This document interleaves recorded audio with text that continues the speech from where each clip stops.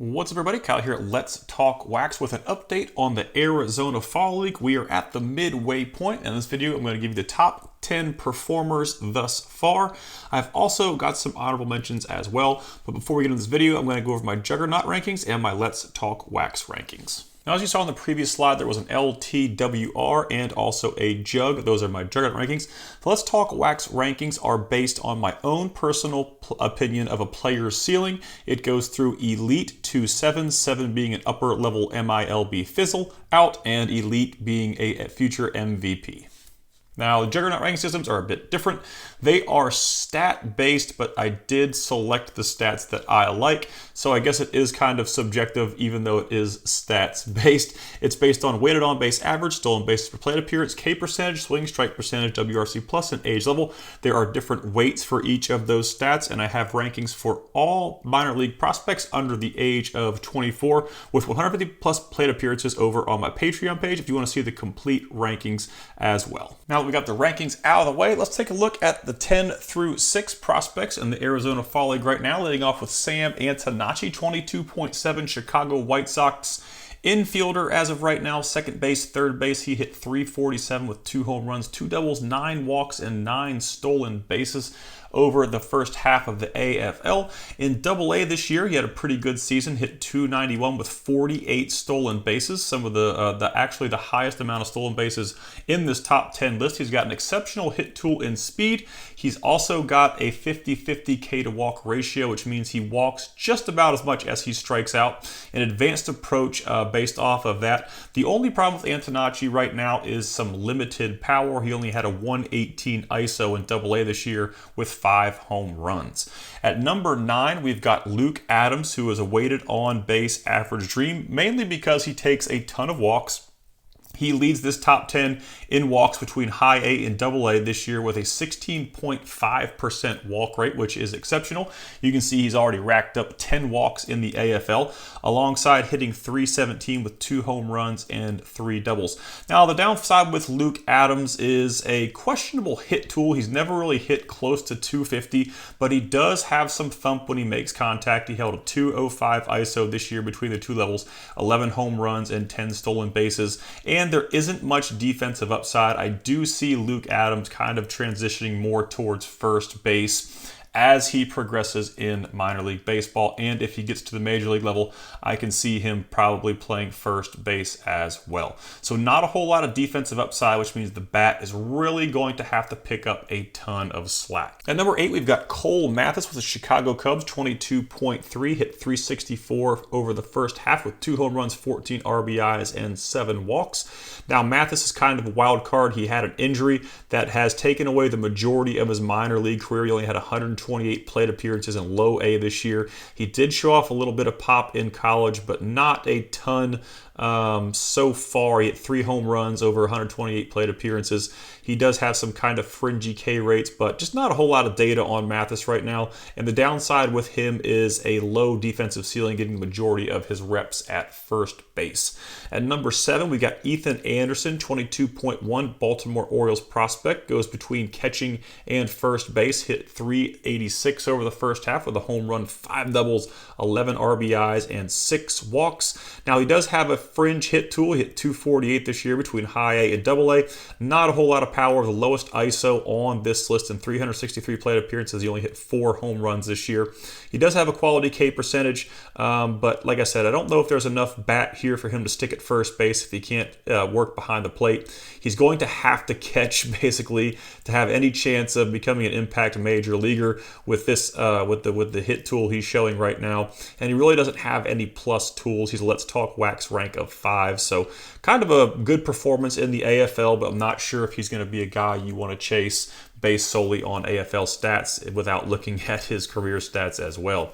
At number 6, we got Josh Adamczewski, 20.4 Milwaukee Brewers. Now, I have him listed as a second base because beginning of his minor league career, he was swapping between different positions on the infield.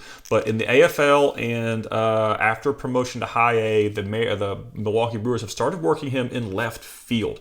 That's probably due to the huge log jam with like Pena and Made. They've got some absolute studs in the infield that have hit tools, power tools, defensive tools, you name it.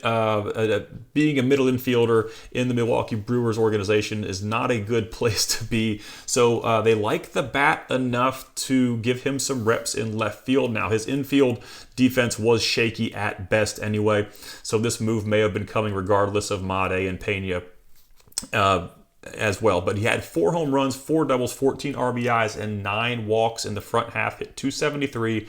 Between the complex league, low A, and high A this season, he hit .320 with 5 home runs and 7 stolen bases. Now, this is a guy that I do kind of like. He has gotten kind of expensive. He had a pretty good back half. He had a really good year in A-ball. He did struggle just a little bit in a small sample size in high A, but like I said, the sample size is super small, so it's hard to really take that with much weight.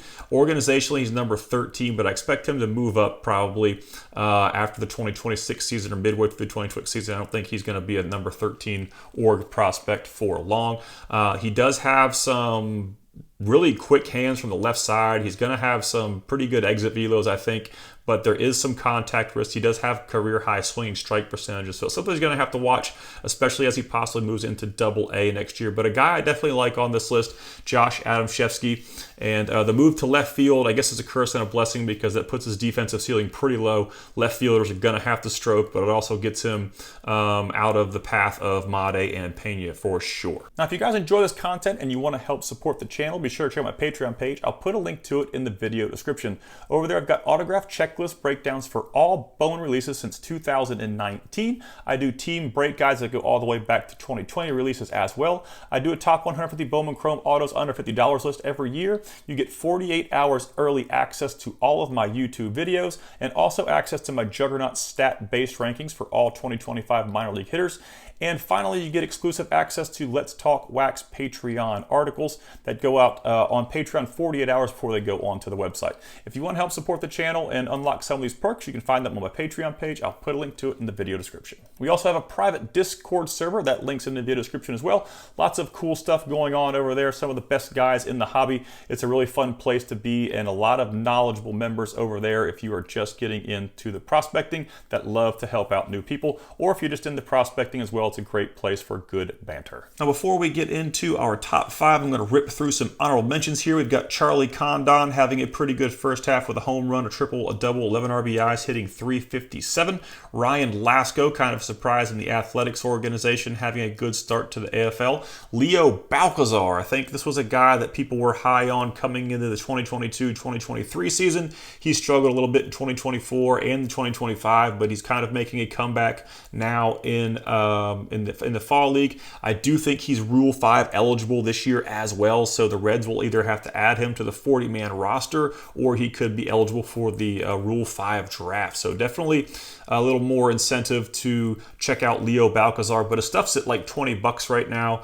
A year ago, 2 years ago, it was sitting around $5. So I can think of a lot more prospects I'd probably want to spend $20 on than Leo Balcazar. But like I said, the upside is there right now, especially being Rule 5 eligible this year. Nick Morabito, a super speed and hit tool prospect center field guy with the New York Mets, having a good front half. And Jared Thomas is putting up good numbers, but the guy is leading the AFL in strikeouts. He's got 21 strikeouts and 1 walk. And that is scary, considering what's going to happen over the course of a full season in AA, AAA, and even at the major league level. If you can't get those strikeouts under control, how much ceiling could you really have? But that's going to wrap up the honorable mentions. Coming in at number 5 is Seaver King, who was a glove over hit in 2025 prospect with the Washington Nationals. He's a shortstop, 22.5, hit .354 with 2 home runs, 5 doubles, 19 RBIs, and 6 walks.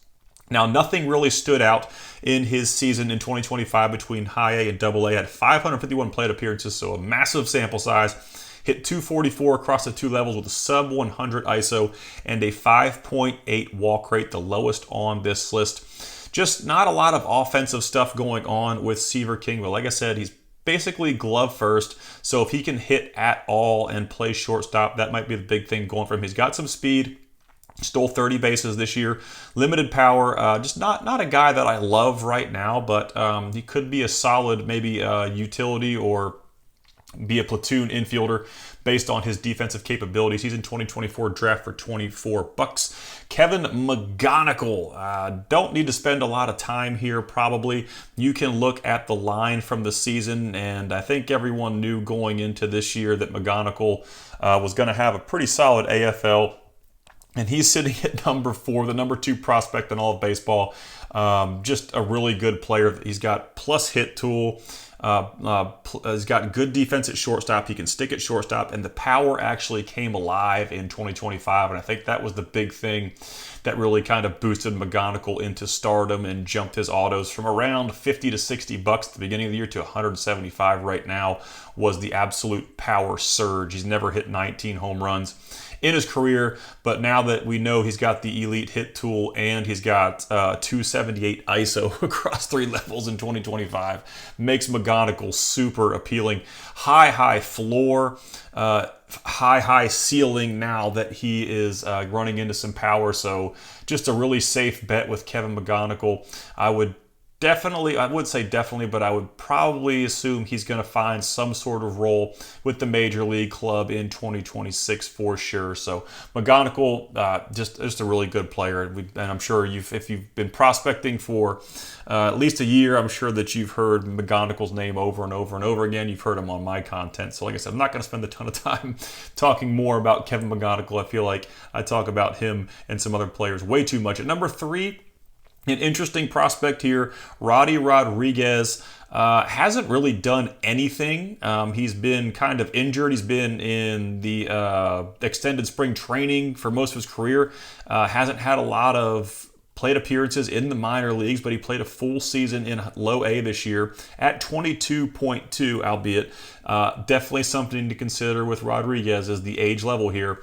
22-year-olds should not be in low A. They should be in double A, triple A, and even creeping up on the major league level. You can see McGonigal's 21.1 played through 3 levels to double A, which is why he's probably one of the top prospects. Connor Griffin did it at 19. So being 22.2 and having solid stats in low A isn't very good, and they're solid. They're not great. They're not eye-popping elite. 281 batting average, 189 ISO, 14 home runs, 38 stolen bases. Stolen bases in low A I take them with a grain of salt. I take them with about as much stock as DSL stats in general, because catchers aren't very good. Pitchers' times aren't very good to the plate. And you're going to notice with a lot of speed prospects that stolen bases usually tend to die down as they advance levels. Now your ultra speed prospects like Rada, the guys like that, they're going to steal bases regardless. But I do foresee the stolen bases not being possible. There's a possibility of a lack of impact stolen bases in high A for Roddy Rodriguez. Just like I said, it's hard to take his numbers with any stock being 22 and playing in low A. He's number 427 on the Juggernaut, a 4.5 Let's Talk Wax rank for me. His cards were $5 prior to, I think, the midway point of this season. They're up to 15 right now, but I don't know, kind of a wild card if you're interested in older prospects dominating high school kids and 16-year-olds. That might be your thing. But who knows? He could jump from high A to double A next year and be a stud. We don't know what could happen, but I would anticipate a bit of struggle in high A next year, but I could be wrong.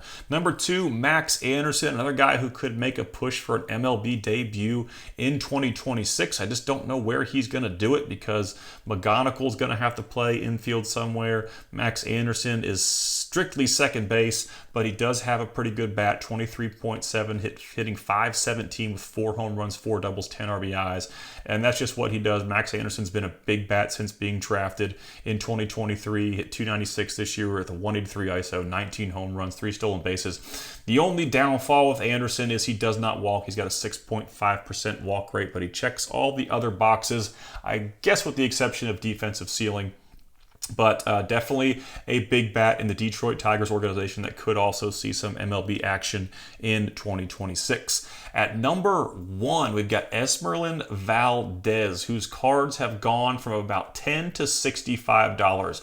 And in all of my comps, these are base raw autos. So that's what I get all of my comps for on all of my content when I do all my breakdowns on Patreon. All the comps that are over there are all base autos that are raw. But Esmeralyn Valdez, an absolute breakout season, hit 26 home runs in the 2025 season between high A and double A. He's got 8 home runs already, leads the AFL in home runs. He's also got a 500 batting average. So he is continuing to juice up his stock in the Pittsburgh Pirates organization.